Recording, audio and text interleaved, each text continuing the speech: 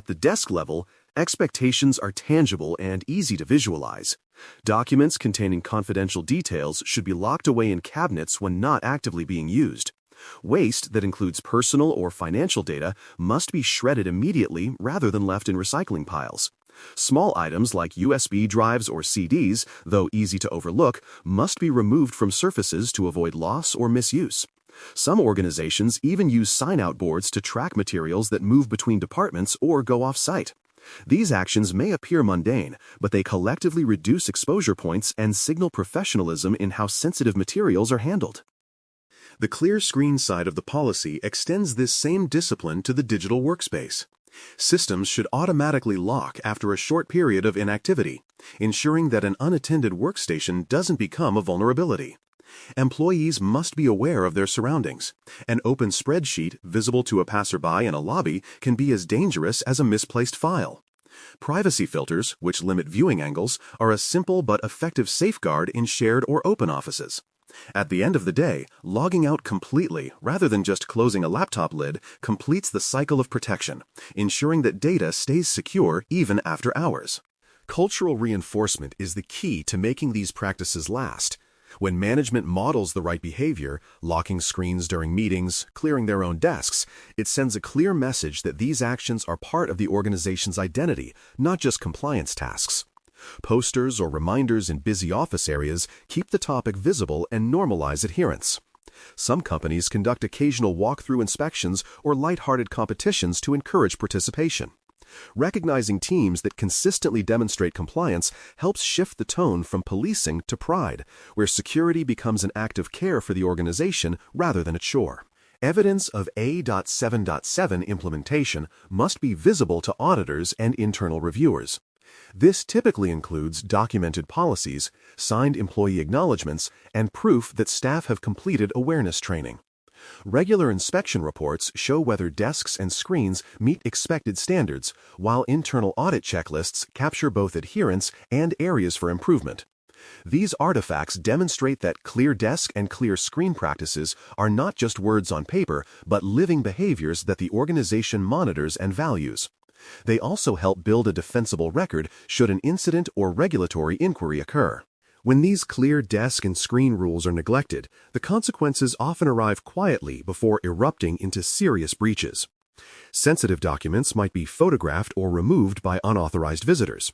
Screens left on can reveal customer data or project details to casual observers. Even small lapses, like a misplaced USB stick, can trigger data protection violations and reputational damage. Beyond the technical loss, there's also a psychological cost. Customers lose trust when they see carelessness with their information, and employees may begin to treat security as optional when no one seems to care. Real-world examples illustrate how these oversights happen. In healthcare, nurses have been known to leave patient files on desks overnight, exposing personal medical information to cleaning staff or other shifts. In financial institutions, traders sometimes leave dashboards open displaying transaction data. Law firms have suffered embarrassment when confidential documents were accidentally collected from shared printers. Even government offices have faced scrutiny after laptops were left unlocked in public lounges. These incidents remind us that clear desk and clear screen controls exist precisely because human behavior is fallible, and structured discipline helps close that gap. For more cyber-related content and books, please check out cyberauthor.me. Also, there are other prepcasts on cybersecurity and more at baremetalcyber.com. Annex A.7.8 shifts the discussion from human behavior to the physical design of work environments, specifically how and where equipment is placed to minimize risk. This control recognizes that even the best-trained staff can't overcome vulnerabilities created by poor physical arrangements. Equipment siting address threats that are environmental, accidental, or intentional, ensuring that valuable assets remain safe, available, and functional. The concept extends beyond obvious areas like server rooms to include every space where data handling equipment operates, from open-plan offices to temporary workstations. The goal is to prevent exposure and disruption before they occur through thoughtful design and consistent protection. Siting considerations are often as practical as they are preventative. Devices should never be positioned near windows where they might be viewed or even physically accessed from outside. Computers and storage units need to be kept away from heat sources or areas prone to moisture, as environmental damage is one of the most underestimated causes of data loss. Magnetic interference from large motors or electrical wiring can degrade signals or cause malfunctions, so separation and shielding are vital. Even structural stability matters. A heavy server or copier must be secured on firm surfaces to avoid mechanical accidents or injuries. These details may seem mundane, but they directly protect the systems that hold critical information. Protective measures at the facility level bring structure to these siting principles. Locked server racks restrict who can touch sensitive infrastructure.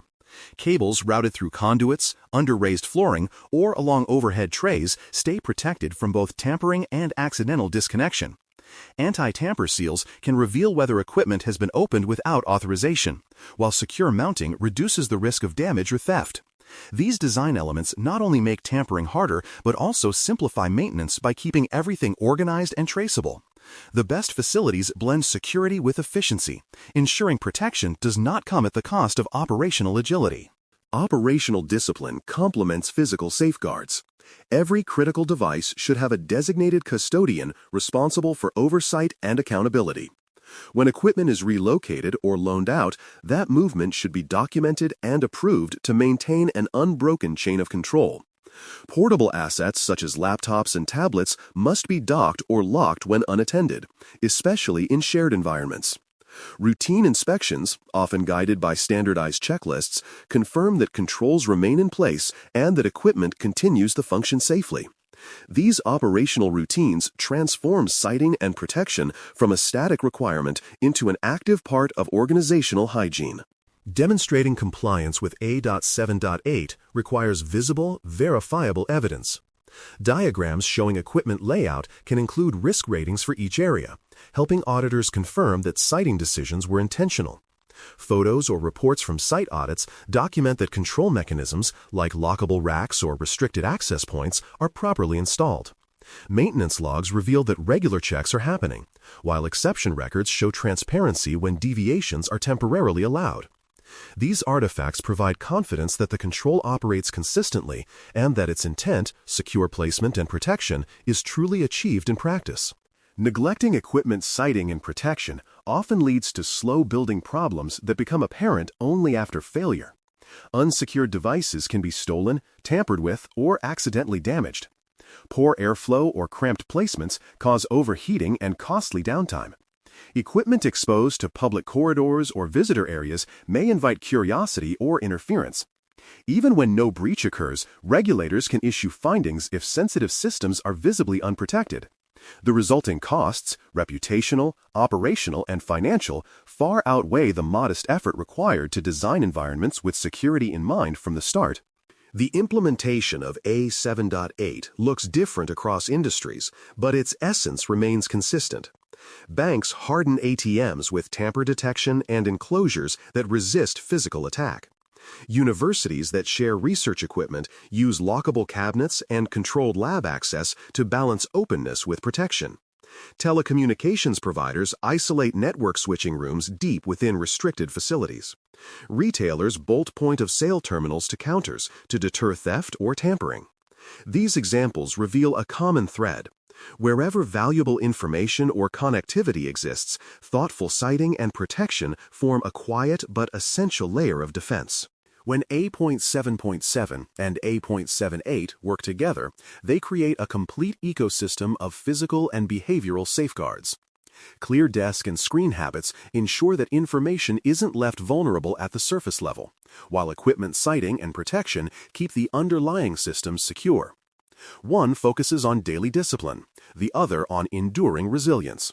Together, they reflect a mature approach to information security, one that recognizes that data protection is not confined to digital policies, but lives in how people move, think, and organize their spaces every day.